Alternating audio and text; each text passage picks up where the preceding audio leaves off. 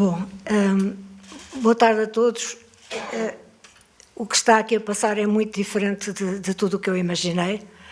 Eu vou dizer uma coisa que nem disse ao João, nem ao Zé Jorge, nem a ninguém. Quando eu recebi um e-mail de uma senhora que não conhecia, provavelmente a secretária do Zé Jorge, a dizer que eu tinha ganho um prémio de rádio, eu pensei, enganaram-se, isto não é para mim.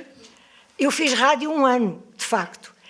Telefonei logo a seguir ao João e disse, João, aconteceu isto. Não, é para ti, sim senhora, é para ti. O assunto foi conversado. Eu disse, bom, então foi o João que se lembrou de mim, sem esquecer o enorme carinho com que o Zé Jorge também sempre me tratou. Porque este prémio devia ser, sobretudo, para o João. Eu fiz só um programa de rádio, mas fiz um programa de rádio com o melhor da rádio, que é ele.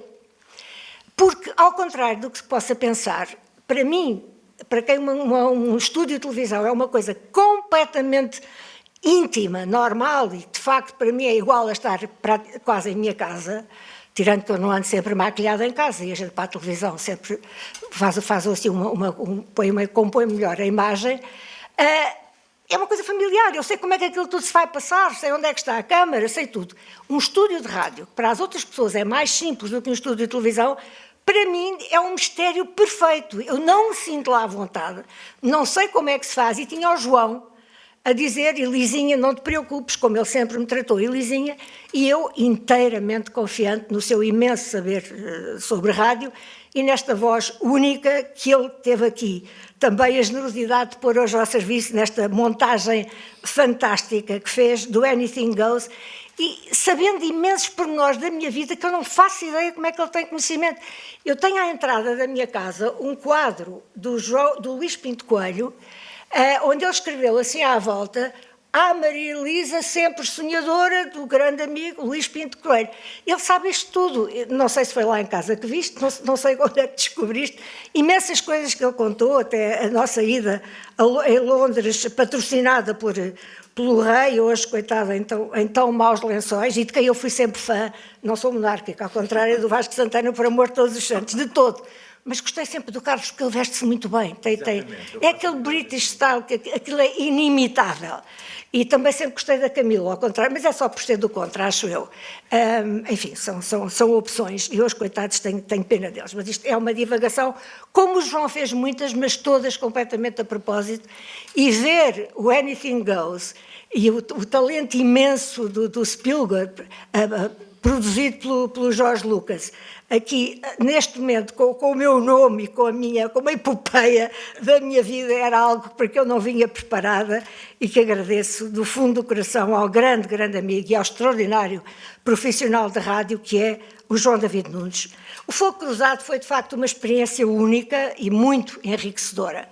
Para já foi divulgado, teve a melhor campanha de marketing que alguma vez alguém fez para mim em toda a minha vida. Nunca na televisão nenhum programa foi patrocinado, foi divulgado como aquele, eram cartazes lindos por Lisboa inteira a dizer Fogo Cruzado, título que aliás hoje é usado por um outro programa qualquer que eu ainda nem percebi bem o que era, mas a qualidade desse programa, e atrevo-me a dizer que sim, que ele tinha grande qualidade, deve sobretudo a essa equipa de luxo, da qual o João já falou, em primeiro lugar, ele, a controlar o estúdio, a ensinar-me a técnica, a assegurar a técnica para as coisas saírem bem, e depois, para além do António Alçada Batista, um querido amigo dos dois, tinha também uma crónica semanal do António José Saraiva, outro grande pensador português, que eu tinha a alegria de todos os dias, todos os domingos, buscar a casa e dar-lhe boleia, porque obviamente, como imaginam, o António José Saraiva não guiava, nem sei se... E não ouvia também, mas nunca foi problema ali. Nós, ao sábado à tarde, gravávamos essas colaborações do Alçada Batista, do António José Saraiva, do Eusébio, em conversa com o Artur Agostinho. Eu tive a ideia de convidar o Eusébio, mas o João disse bem, mas olha que o Eusébio não é assim muito coloquial, não tem propriamente o dom da palavra. Então arranjámos aquele formato com o Artur Agostinho a puxar os comentários do Eusébio, que era um ser agradabilíssimo, muito simples, muito humilde. E, além disso, esses dois estreantes em rádio que foram a Isabel Soares, a fazer uma crónica de política portuguesa, nacional, ela era, na altura, jornalista na Capital, e, política internacional, e o Paulo Portas, muito jovem, a fazer um comentário sobre o que se tinha passado na semana. Não, o Marcos Mendes da altura, mas, se me permitem, com mais talvez, mais talento e mais profundidade. São maneiras de ser muito diferentes. Depois aqui foram recordadas pessoas com quem eu não pude conviver, o Igrejas Queiro, por exemplo, mas o Zé Jorge evocou a sua figura e a sua personalidade, que esteve presente em tantas atividades da cultura portuguesa, e, portanto, é para mim uma enorme honra poder hoje ter este prémio, que já foi atribuído àqueles que são algumas das melhores personalidades da rádio, desde o João, naturalmente, o João David Nunes, o João Paulo Guerra, o Joaquim Furtado, o António Sala, enfim, as pessoas, o José Nuno Martins, penso eu, as pessoas que nós todas conhecemos da rádio e que mais se distinguiram nessa atividade, e não só, já receberam este prémio, e, portanto, é uma grande honra para mim recebê-lo hoje. A propósito de algumas evocações do Zé Jorge, eu lembro-me também que o José Nisa, que quis ser presidente desta casa e não foi, eu convivi bastante com ele, e na segunda vez que fui diretora de programas da RTP, fui-lhe pedir licença a ele e ao José Calvário para utilizar o título da canção E Depois do Adeus num programa de televisão que durou, enfim, ainda há algum tempo, e direito que ele cedeu, naturalmente, e o indicativo musical era, claro, o do 25 de Abril e depois do Grândola, o E Depois do Adeus, que eu considero das canções mais bonitas, as músicas mais bonitas que alguma vez se compuseram em Portugal. E nesta altura lembrei-me também do José Calvário, que foi outro grande amigo, foi uma pessoa que eu pus dirigir uma grande orquestra que a RTP tinha num programa de música ao vivo, que foi feita em 1980, a primeira vez que eu fui diretora de programas, no qual se voltou ao convívio dos telespectadores o Henrique Mendes, que tinha estado exilado, mas que estava ainda nessa altura numa fase muito difícil da vida dele, ainda com muitas... Ele não resolveu nunca a forma como o país lidou com ele e como ele terá lidado com o país no 25 de Abril. As revoluções, naturalmente, não são fáceis para toda a gente, e há sempre, de algum modo, pessoas que saem, de certo modo, injustiçadas, não porque ele não estivesse comprometido com o antigo regime, mas porque outras pessoas que também foram imediatamente adotadas pelos novos poderes, e ele não foi, e ele viveu isso mal.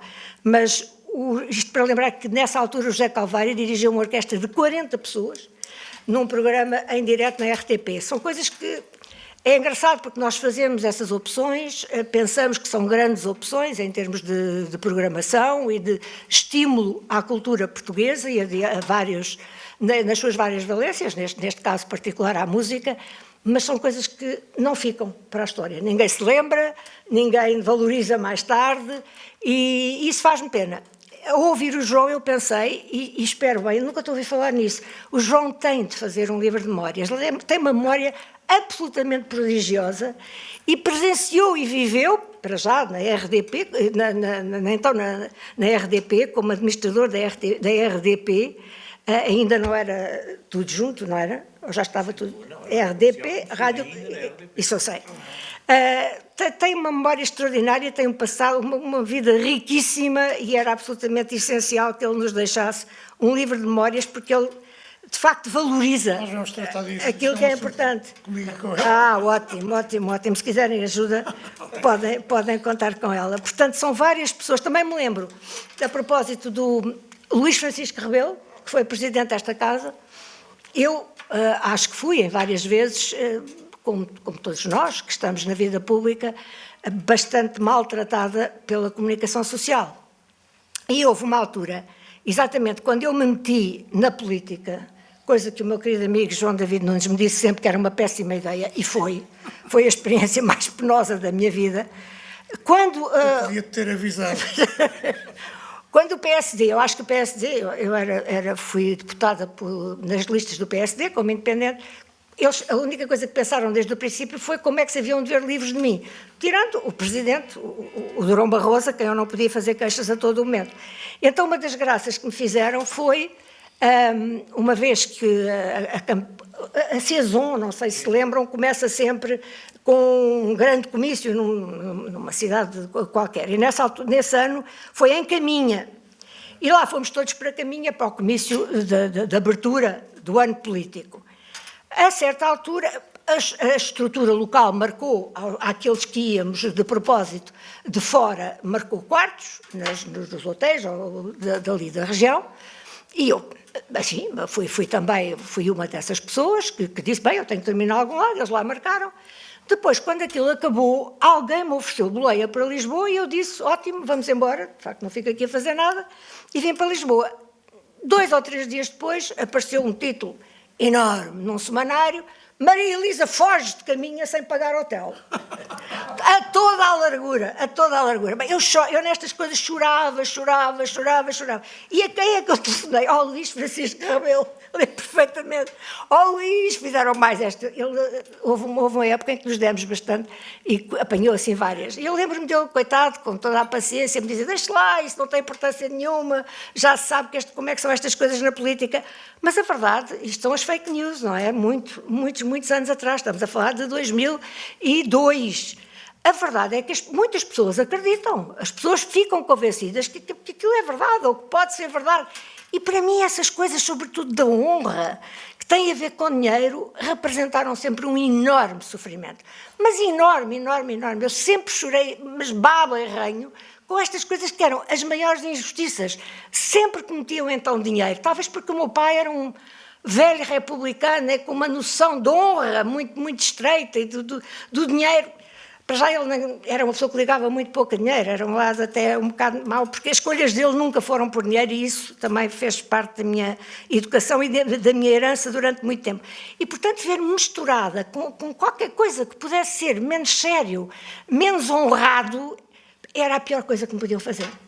E agora, lembrando que estou nesta casa, lembrando-me do Luís Francisco Rebelo maturar várias dessas queixas amargas e dessas lágrimas que talvez fossem de crocodilo, mas que eram muito sentidas na altura, muitíssimo sentidas. Sofri muito com essas coisas, mas também tive grandes alegrias, naturalmente, e uma delas é ter estes amigos que aqui vêm. O Zé Jorge conhece-me há muitos anos, não me conhece com tanta intimidade e lá está. Muito obrigada.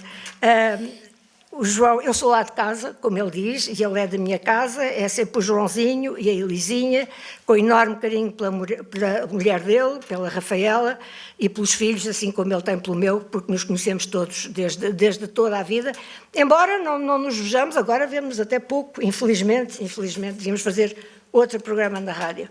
Portanto, é uma enorme alegria estar aqui com amigos e receber este prémio que afinal, enfim, ao qual vejo algum sentido, quanto mais não fosse vê-lo atribuir a uma mulher. Eu sou como a Maria Antónia, fomos muitas vezes as primeiras a abrir caminho, é uma oportunidade e é uma honra, mas é também um gosto poder continuar a abrir caminhos para as mulheres, porque isso ainda faz muita falta, mesmo para nós que somos feministas convictas, ou sobretudo para nós, sabemos o muito que ainda há para fazer, sobretudo porque o mundo não é o que se passa aqui nas repúblicas, nas democracias ocidentais. O mundo é muito mais vasto e cheio de enormes injustiças e desigualdades para as mulheres, sobretudo nas guerras como agora estamos a viver, aqui tão perto. As mulheres são sempre as mais sacrificadas, porque são elas que têm o encargo dos filhos, ainda mais, são elas que normalmente têm que prover a alimentação da sua família, toda a logística que falha completamente nestes tempos tão difíceis que estamos a viver. Mas Queria, sobretudo, deixar aqui uma nota de profundo agradecimento por esta homenagem tão bonita. Nunca, já tive muitos prémios, felizmente, acho que de televisão mais ou menos todos. O primeiro, como é que se chamou? Os da SIC. Ai, disparate. O primeiro Globo de Ouro, para o melhor programa de informação, enfim, outros, mas confesso, nunca nada chegou a esta extraordinária apresentação à escala do Spielberg e com a voz mais bonita da comunicação social portuguesa, que é a do João, e com o patrocínio do meu querido amigo José Jorge Letria. Foram ditas aqui palavras que eu se calhar não mereço, mas que me souberam muito bem e que agradeço muito. E agradeço a todos, uma vez mais, a vossa presença a desafiar a chuva e o mau tempo. Muito obrigada. Projeto de abraço,